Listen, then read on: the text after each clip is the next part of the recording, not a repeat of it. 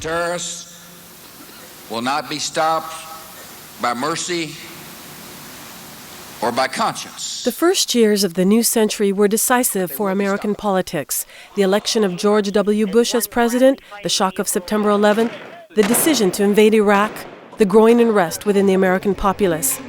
On October 2, 2002, as a senator from Illinois, Obama made one of the most important speeches of his political life. I don't oppose war in all circumstances, and when I look out over this crowd today, I know there is no shortage of patriots or patriotism. What I do oppose is a dumb war. The situation in 2002 in Chicago and the country was very dire. Bush's ratings were at 88, 92%. There was tremendous repression. At that point, Barack was a charming, young, bright politician and one of dozens whom we invited to speak at that rally. And I didn't come to this rally to photograph him. I photographed hundreds of anti-war rallies, since 1968 when I first picked up a camera and photographed the anti-war rallies before the Democratic Convention. And I didn't know any more than I did any other time that this would be an important picture. It turns out to be, as far as I can tell, the only picture of him speaking at this anti-war rally. How did I know that Obama was going to be, important? I didn't know, except that I had already spent some time with him and admired him and was following his career. And he was the highest elected official who agreed to come to the rally and stand up and oppose the war. The plaza was filled with people like me, longtime anti-war activists, very radical, and rather than pander to us, he was very clear that he was not who we were. He was not a total anti-war person, anti-imperialist. He was saying, this is an ill-conceived war. It's a war. I don't oppose all wars, but I oppose wars that are ill-founded, based on lies, deceit, and ill thought out in terms of how they would be pursued and won.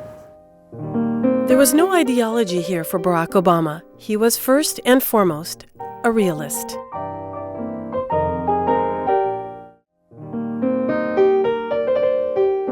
In 2003, Barack Obama was ready to launch his campaign for the U.S. Senate.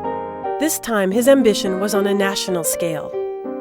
And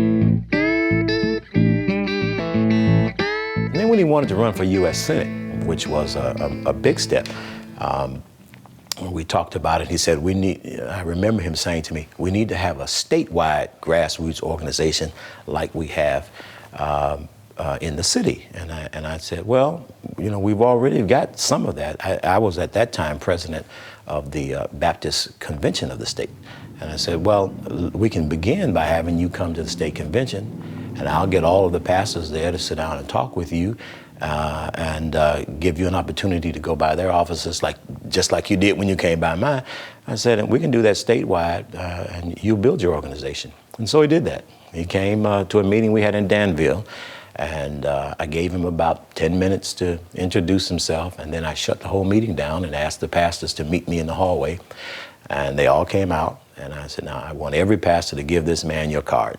And he's going to call you, and you set up a meeting, and you talk with him. And I think that was the beginning of his statewide organization in terms of that Senate campaign, which he won. When Barack decided to run for Senate, it was on the network of progressive organizations and the network of friendships he had made in the state Senate that was his springboard. My politics and my activism were formed in the 1960s in the civil rights and the anti-war movement. And many of us have stayed in this town and, as times have changed, have transferred our activity to both be very active in democratic politics and also in creating the issue movements that fuel and create the context for what democratic politics are. When I held my first fundraiser for Barack in the winter of 2003 when he was running for U.S. Senate, it was the anti-war groups that I reached out to and progressive women and folks who I had known, and it was at where we're sitting now in my home. And for that first one, I didn't charge any money. I just said, come and meet this guy. You heard him speak in October. Come and see what else is there. and really donate if you want. And people actually did. I think we raised $10,000 that night just on the force of the man's personality. And then a few months later in the spring, held a second fundraiser with folks, and we raised probably $100,000 that night. By then, it had become clear that Barack was really viable and strong, and people had begun to notice the qualities, and he had a broad base of support.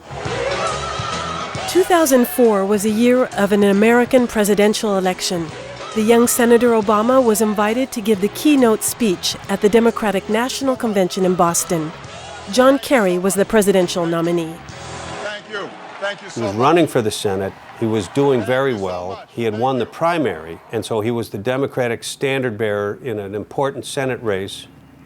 And so they wanted to help him by giving him a national stage. Keynote speaker is usually somebody who's running for office in an important state, and I think that the Democrats felt to have an African American give the speech would be a plus.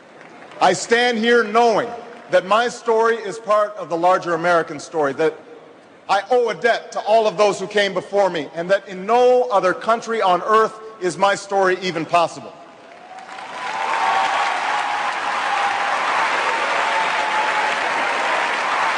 That fundamental belief, I am my brother's keeper, I am my sister's keeper, that makes this country work. It's what allows us to pursue our individual dreams and yet still come together as one American family. I doubt that they anticipated this people, but maybe they even did their homework and somebody said, this kid is really special. You pick him and he'll deliver. There is not a liberal America and a conservative America. There is the United States of America. There is not a black America and a white America and Latino America and Asian America. There's the United States of America. This was his first burst onto the national consciousness.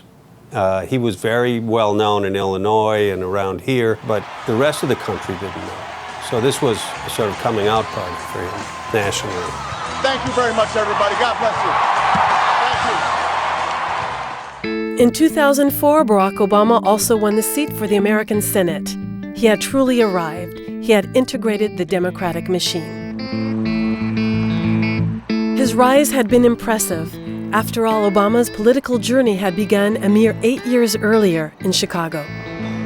When I first met the people who hired me, they said of Barack that one day he would be president of the United States. And I'm thinking, who is this? Who has made such a great impression that people would say that one day he would be president of the United States? I mean, that's a mighty big compliment to give. And when I met him, we began to talk. And I made mention to him what was said. And he laughed and laughed.